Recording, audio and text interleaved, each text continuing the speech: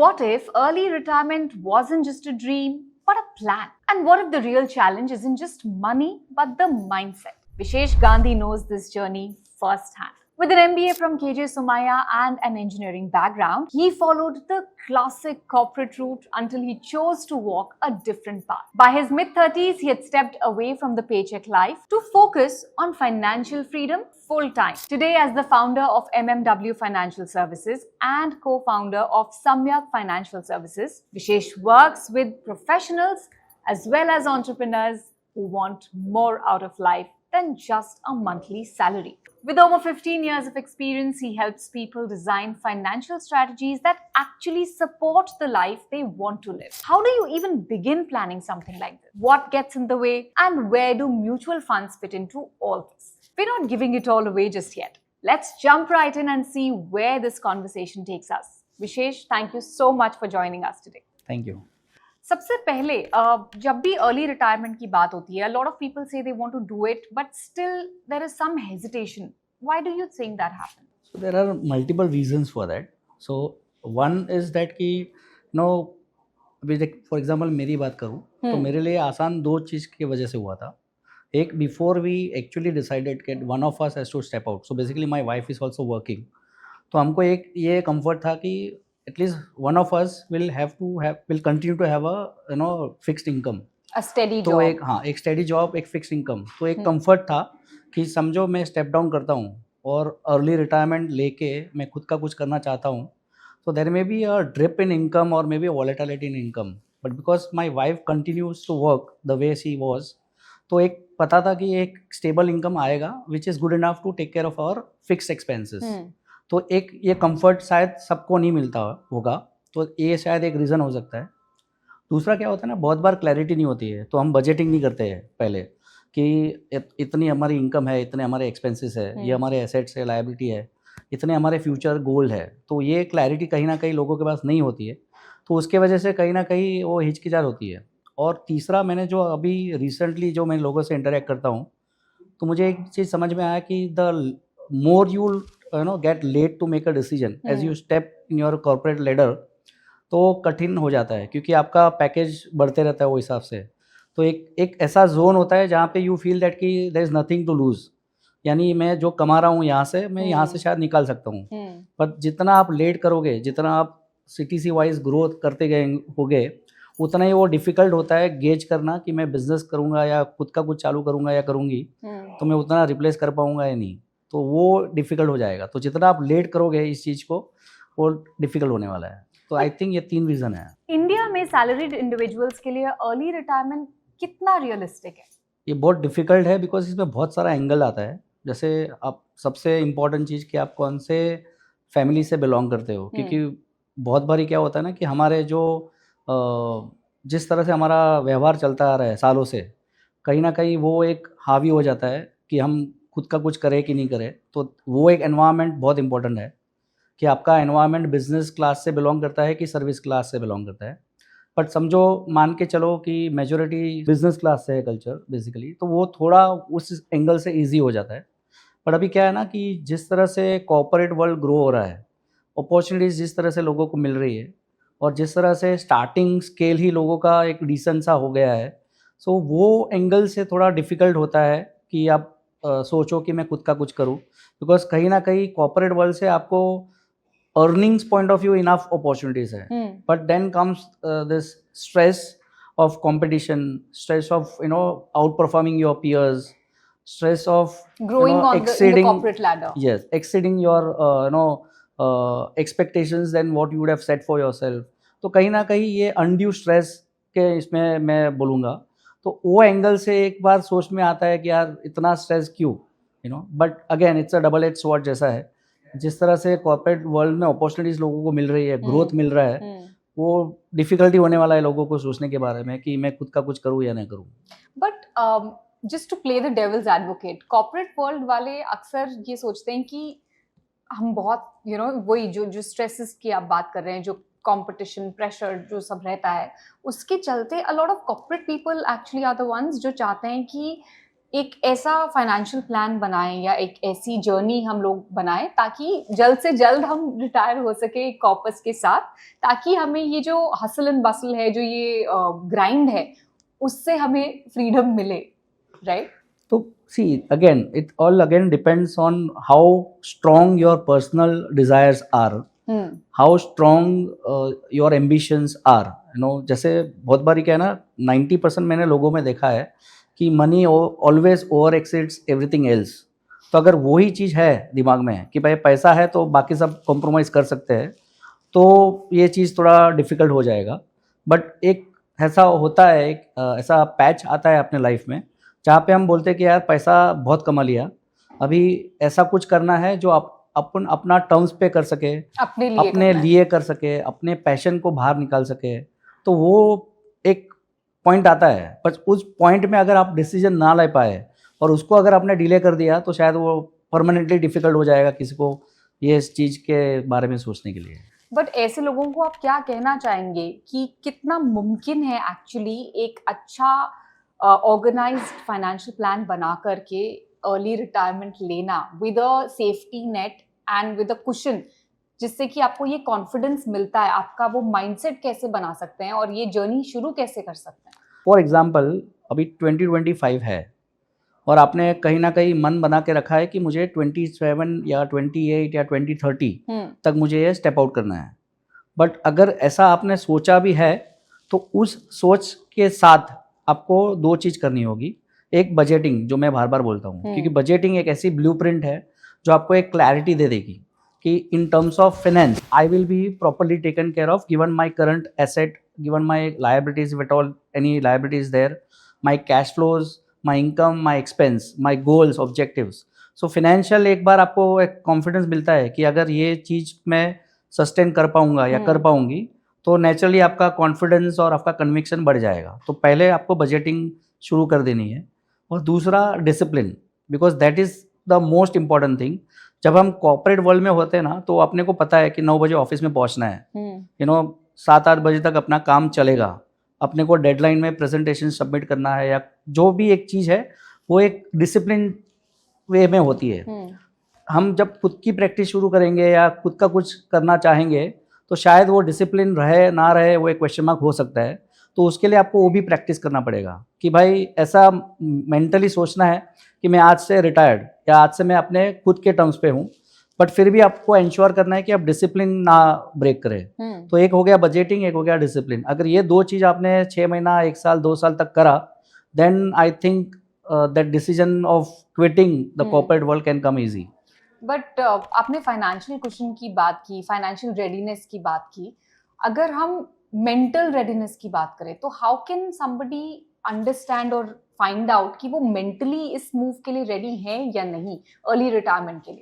तो वही सेम चीज़ कि मेंटली, यानी मतलब सबसे बड़ा मेंटल कंफर्ट अपने को ये चाहिए कि जो मैं आज कर रहा हूँ या जो आज मैं कर रही हूँ उससे मेरे को जो इनकम मिल रही है, this income is good enough to meet my expense and my lifestyle. अभी क्या हो गया ना कि लाइफस्टाइल ऐसा सब्जेक्ट बहुत डिबेटेबल हो गया है. पहले के ज़माने में बहुत सारी चीज़ें ऐसी थी जो ऑप्शनल बोल सकते थे, और आज ये सब चीज़ लाइक कंपल्सन हो गया है. Going for a international holiday, taking staycations, going on a domestic holiday twice a year, buying expensive things for ourselves, phone, ये सब चीज़ अभी नॉर्मल सा हो गया है. तो ये एक लाइफस्टाइल कंपोनेंट ऐसी हो गई जो ज़रूरत वाली चीज़ें हो गई है. और दूसरा एक होता है कि ऑप्शनल. तो जब तक अपने को ये श्योरिटी मिलती है कि हमारा कैश फ्लो ये डिसीजन लेने के बाद भी इतना होएगा कि मेरी लाइफस्टाइल अफेक्ट ना हो, तो एक मेंटल रेडीनेस आ जाती है, माइंडसेट एक बन जाता है. और दूसरा अपना पोर्टफोलियो में रिवर्स कैलकुलेशन मैकेनिज्म होता है.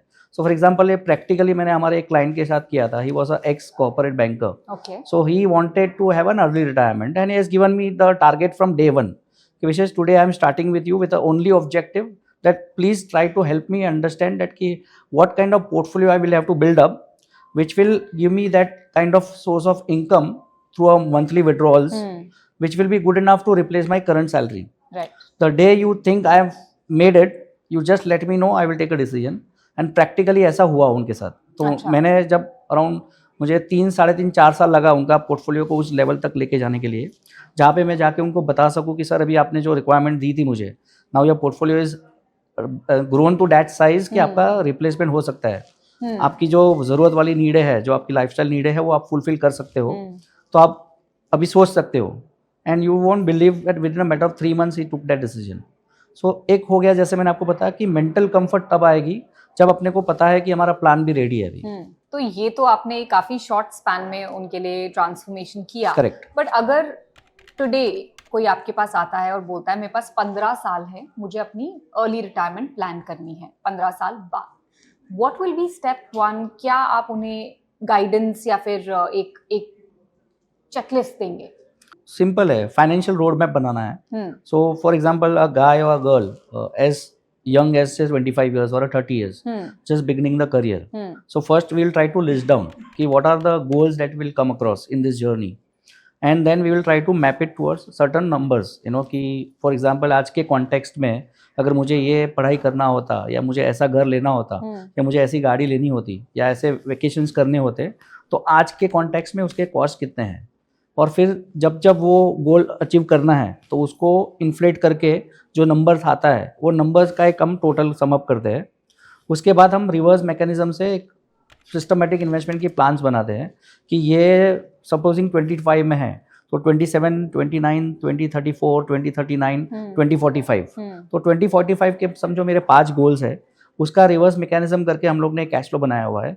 तो जैसे जैसे वो माइलस्टोन आता है हम देखते जाते हैं कि वो टिक मार्क होता है कि नहीं होता है। तो जैसे जैसे वो एक के बाद टिक मार्क होते हैं, which means there is a readiness that financially there is no stress now and you can afford to think about early retirement. So that is a angle which is to do with your finances, money oriented angle. Are we also equally prepared that ki after having worked for this many years, do I have something to conceive or in kind of continuity कि मैं क्या करूँगा या क्या करूँगी। तो बहुत बारी अपने पास वो प्लान नहीं होता है कि हम क्या करेंगे, तो then again it becomes difficult because someone who would have worked for 15 years or 10 years, it will be very difficult for them to do nothing. So that could also be another trigger that you may keep postponing till the time you get a clarity कि मुझे करना क्या है। तो शुरू से ही 2 चीज़ clear होनी चाहिए कि फिनेंशियली एक रोड मैप होना चाहिए, और पहले से क्लियर होना चाहिए कि जिस दिन मैं ये स्टेप लूँगा या लूँगी मुझे क्या करना है, वो रेडीनेस होना चाहिए। म्यूचुअल फंड्स को हम कैसे यूज कर सकते हैं एक सस्टेनेबल विड्रॉल प्लान बनाने के लिए पोस्ट रिटायरमेंट? अगर खाली म्यूचुअल फंड्स के बारे में बात करेंगे तो फॉर्चुनेटली अभी थैंक्स टू अगेन सेबी कि 2018 में जब ये स्कीम रिकैटेगराइजेशन हो गया तो एक क्लैरिटी मिल गई कि कौन से टाइप के म्यूचुअल फंड्स कैसे बिहेव करने हैं, और इन्वेस्टर पॉइंट ऑफ व्यू एक और क्लैरिटी मिल गई कि अगर मेरा गोल या पर्पस शॉर्ट टर्म है, विच इज से 3 months, 6 months, 1 year, 2 year, then I exactly know which are the funds that I shouldn't be looking at. Rather than looking at, I shouldn't be looking at. So saying yes to everything becomes very easy, but saying no, it's very difficult. Yeah. तो वो categorisation के बाद clarity बहुत मिल गई और एक level field मिल गया कि ये कैटेगरी के फंड्स इस तरह से बिहेव करेंगे, इसका रिस्क रिवॉर्ड बैलेंस ऐसा होगा। तो वो एक चेकलिस्ट जब आपके सामने होता है और आपके पास एक SEBI registered mutual fund distributor या एडवाइज़र होता है, तो आपको प्रॉपरली हैंडल करेगा कि सर आपके इतने सारे जो गोल्स है और इस टाइम के हिसाब से जो अपने को अचीव करना है, so this are the category of funds we can look at which can match your time frame and your risk reward appetite. So that is how your mutual fund can come handy. और अगर हम mutual fund portfolio की बात करें तो when is a good time कि अगर हमें एक ग्रोथ पोर्टफोलियो से इनकम या स्टेबिलिटी की तरफ एक शिफ्ट करना है, तो when do we do that? So बहुत सिंपल है, क्वेश्चन में ही आंसर है कि जैसे मैंने आपको बताया कि मुझे पता है कि 2025 में मैंने ये प्लानिंग करा, मैंने इन्वेस्टमेंट शुरू किया, मेरा पहला गोल अचीव होने वाला है 2030 में, यानी गोल ट्रिगर होने वाला है 2030 में, और मुझे पता है कि मुझे 2030 में ये अमाउंट टारगेट करना था। तो मार्केट विल बी वॉलेटाइल, सो से फॉर इंस्टेंस 2028 या 2029 में ही आपका वो अमाउंट अचीव हो गया because of good market situations, then that is the time you have to switch from a growth oriented portfolio to a fixed income kind of instrument where market related volatility is not going to be anymore a part of the game. So that is one trigger. The second trigger, you keep observing कि भाई 2020 में मेरा गोल आने वाला है, then 2028 से यानी 1-2 साल पहले से आप कॉशियस हो जाओ कि मेरी जो रिक्वायरमेंट थी इससे मैं कितना दूर या कितना करीब हूँ। तो तो उससे आपको एक अनुमान मिल जाएगा कि now it's a time for me to kind of shift my allocations from growth oriented scheme to a less volatile schemes. That is one trigger. And retirement के बाद अगर हमें SWP करना है, सस्टेनेबल विड्रॉल प्लान, तो how does one go about doing that? So again the same thing. Say everything will boil down to the numbers. Number is very important, and you need to have an absolute clarity कि मुझे कितना amount per month लगेगा. Okay. So it again varies from person to person and goal to goal and risk reward appetite. But एक typical formula ये होता है कि अगर मान के चलो आपकी जो underlying fund है, अगर वो आपको example के तौर पे एक X% का रिटर्न देने वाला है, तो उस X% का 50% अमाउंट आप विड्रॉ कर सकते हो पर मंथ. तो 100 रुपीज़ का अगर समझो कॉर्पस है और आपको मान के चलो 10 रुपये की ज़रूरत है, तो आपको ये पता होना चाहिए कि मेरा कॉर्पस फिर उस हिसाब से 50% का कुशन मुझे मिलना चाहिए. बिकॉज जो मुझे फंड अंडरलाइन फंड जितने रिटर्न देने वाला है उसका 50% विड्रॉल ही मैं अफोर्ड कर पाऊंगा. बिकॉज अगर उससे ज़्यादा मैं करने को गया तो मेरा कैपिटल इरोशन हो सकता है. So that is very important. So again mathematics will come into play कि आपका कॉर्पस कितना है, आपका मंथली विड्रॉल अमाउंट जो आपको रिक्वायरमेंट है वो कितना है, उस हिसाब से सारी कैलकुलेशंस बैठेंगी. तो आप कई सारे अपने क्लाइंट्स के साथ डील करते हैं जो अर्ली रिटायरमेंट प्लान कर रहे हैं. इनमें आपने ज़्यादातर किस तरह के बिहेवियरल ट्रैप्स देखे हैं which people tend to fall prey to? Of course आपका काम है उन्हें उससे दूर रखना. करेक्ट. क्या ऐसे ट्रैप्स आपने मोस्ट कॉमनली ऑब्जर्व किए हैं? सबसे इम्पोर्टेंट चीज़ जो मैंने ऑब्जर्व किया है कि अपना खुद का behaviour, you know, I mean we all are human beings, so it's very natural for us to you know come bring that greed and fear into you know our routine. तो जब हम देख अभी जैसे फॉर एग्जांपल अभी की situation जो है कि जियोपॉलिटिकल क्राइसिस चल रहा है, कहीं ना कहीं वॉर चल रहा है, कहीं ना कुछ डेट ट्रैप की बात हो रही है, बहुत सारे ऐसे चीज़ है जिसका कहीं ना कहीं हमारे दिमाग में इन्फ्लुएंस होता है. और जब हम सोचते हैं कि यार मैं तो सोच रहा हूँ कि मैं जॉब छोड़ के अर्ली रिटायरमेंट के बारे में सोचूं और यहाँ पे पूरी दुनिया तकलीफ में है, तो वो चीज़ कहीं ना कहीं बॉदर करेगी. Then you forget your own numbers. Even if you are in control, even if you know for sure that कि my numbers are in perfect place, but mentally कहीं ना कहीं वो बॉदरेशन रहता है कि अब मैं ना करूँ, शायद ये पूरा एनवायरनमेंट सेटल हो जाए, काम डाउन हो जाए, उसके बाद मैं ये डिसीजन लूँगा या लूँगी. तो एक ये होता है कि जो ग्लोबल नॉइज होता है या फिर कोई भी ऐसी चीज घटना है जो पूरे दुनिया में घटती है, जब जो नेगेटिव इमोशंस या नेगेटिव सेंटिमेंट्स बिल्डअप करती है, तो people tend to lose their you know confidence. और दूसरा मैंने देखा है कि जब बजटिंग नहीं होता ना, तो ये नंबर्स पता नहीं होते कि मेरा अभी जैसे बहुत बार मेरे क्लाइंट्स को मुझे बोलना पड़ता है कि सर अभी आपका जो पोर्टफोलियो है वो अच्छा खासा डिसेंट सा बन गया है, आपको अनड्यू स्ट्रेस लेने की ज़रूरत नहीं है, अनड्यू रिस्क लेने की ज़रूरत नहीं है. But just because you know we are all human beings, so greed and fear will always play in our mind. So that is the reason why people get carried away. So this is all, I mean, in short, related to behavior is what something I feel it's very difficult for people to understand. You know, just to expand on that, आमतौर पे जब भी investing की बात होती है तो of course everybody is chasing returns. Early retirement के सिनारियो में, अर्ली रिटायरमेंट के केस में, how do you tell people to stop chasing and obsessing over returns and actually focus more on goals? Again, सबका answer मेरा शुरू होगा calculation से. एक बार मैंने क्लाइंट को नंबर समझा दिया, मैंने इन्वेस्टर को बता दिया, look you have 10 years in your hand और मे बी 12 और मे बी 15, इस टाइम फ्रेम में आपको इतनी जर्नी तय करनी है.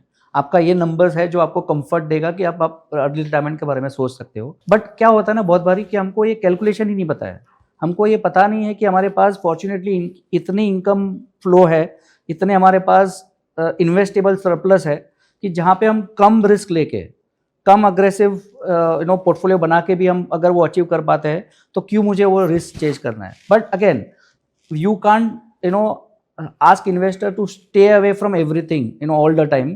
तो हम एक दूसरा एंगल क्लाइंट को सिखाते हैं कि you should divide your goals into 2, core and satellite.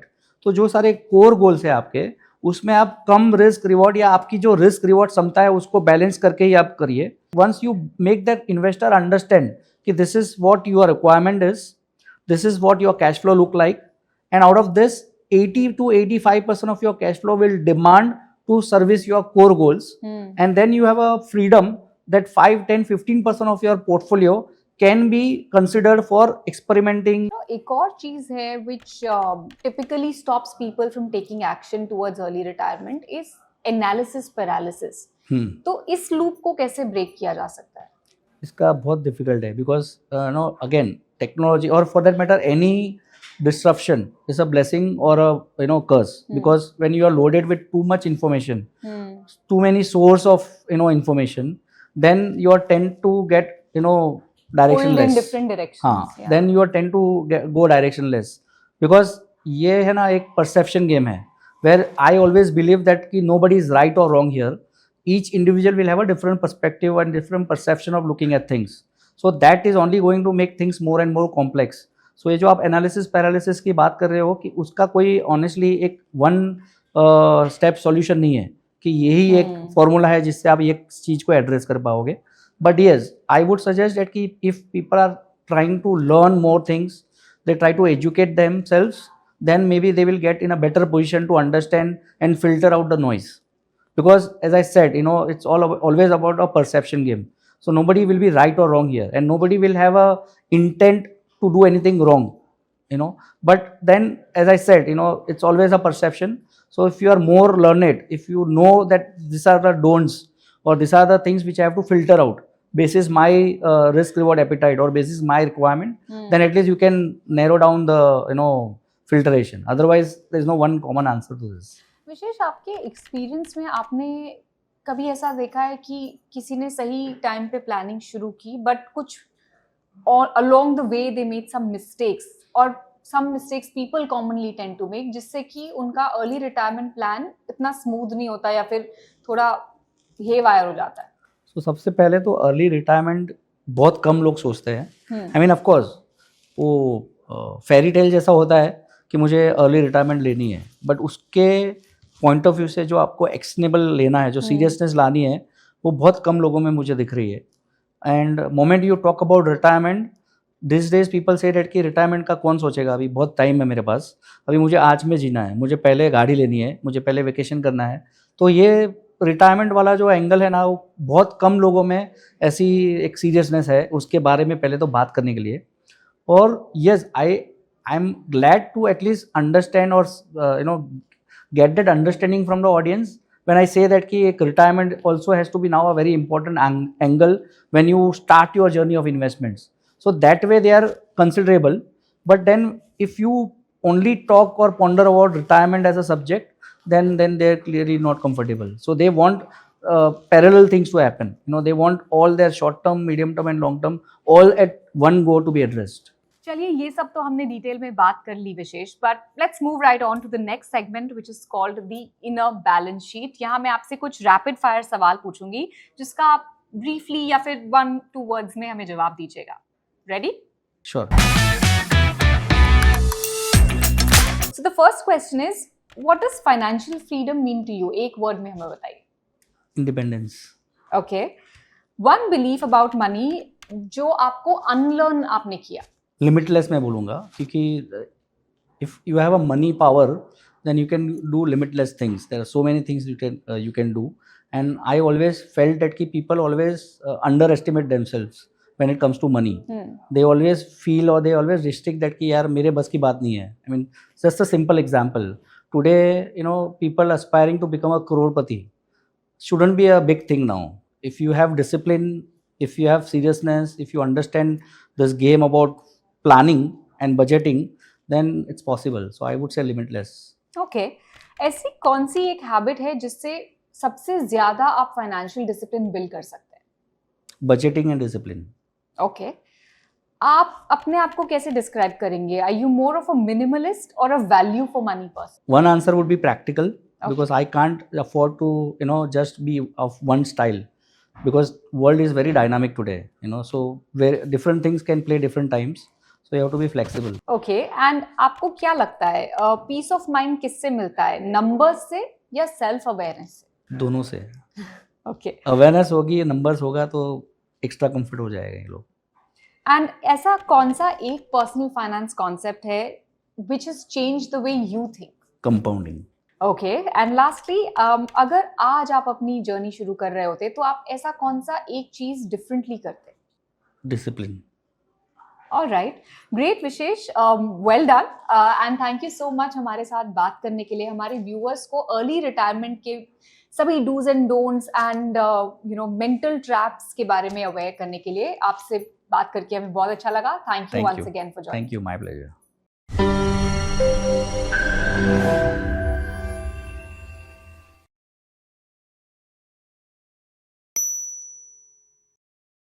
Mutual fund निवेश बाजार जोखिम की अधीन है.